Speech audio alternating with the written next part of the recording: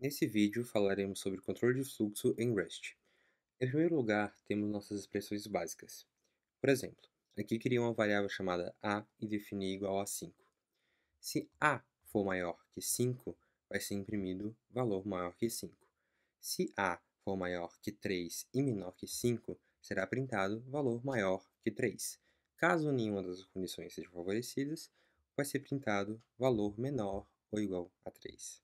Um ponto importante é que em Rust as condições nessas declarações devem ser valor booleano, ou seja, true ou false. Por exemplo, se eu tentar passar apenas a variável a, receberemos um erro. O erro diz que era esperado um booleano, entretanto foi encontrado um número inteiro. Podemos também utilizar a expressão if-else para atribuir um valor a uma variável. Aqui temos uma variável b e definimos ela igual a uma expressão if-else.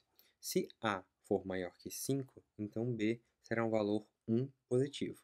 Se não, será um valor 1 negativo. Nesse caso, o tipo de retorno em ambos os blocos tem que ser igual. Por exemplo, se eu mudar um dos tipos para 1.0, nós receberemos um erro, pois em um lado temos um float e em outro lado temos um inteiro. Agora vamos ver os loops.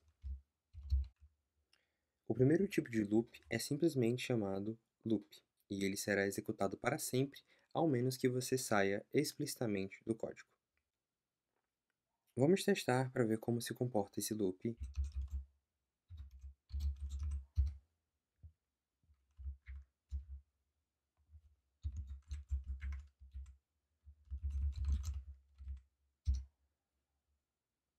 Aqui podemos ver que ele vai continuar imprimindo loop infinitamente.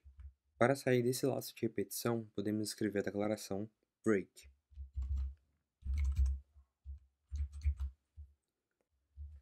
Agora, para exemplificar, eu vou criar mais um loop aqui dentro.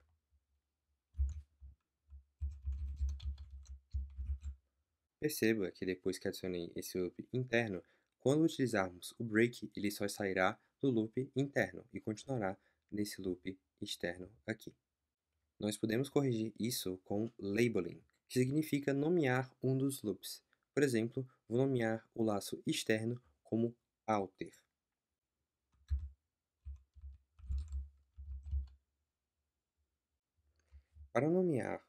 Para fazer o labeling de um loop, a gente utiliza aspas simples, o nome que a gente deseja, dois pontos e o loop. E para quebrarmos o laço externo, precisamos passar o nome do loop depois do break.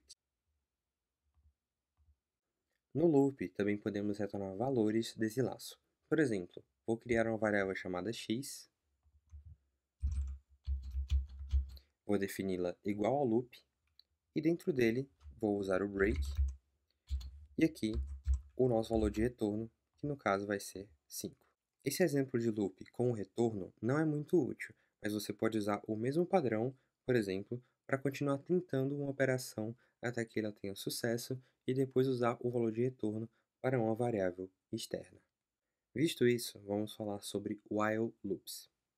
Os while loops serão executados sempre até que determinada condição seja verdadeira.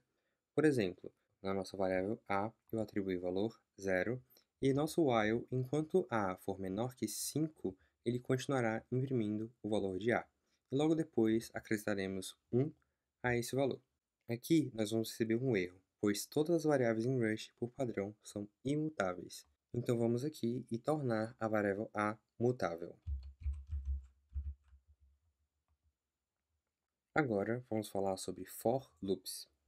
Os for loops permitem que você faça um loop através de collections. Não se preocupe que vamos falar um pouco mais sobre esse termo no decorrer do curso. Por exemplo, aqui eu tenho um array e eu posso percorrer cada um desses elementos através do loop for e exibi-los, como nesse exemplo.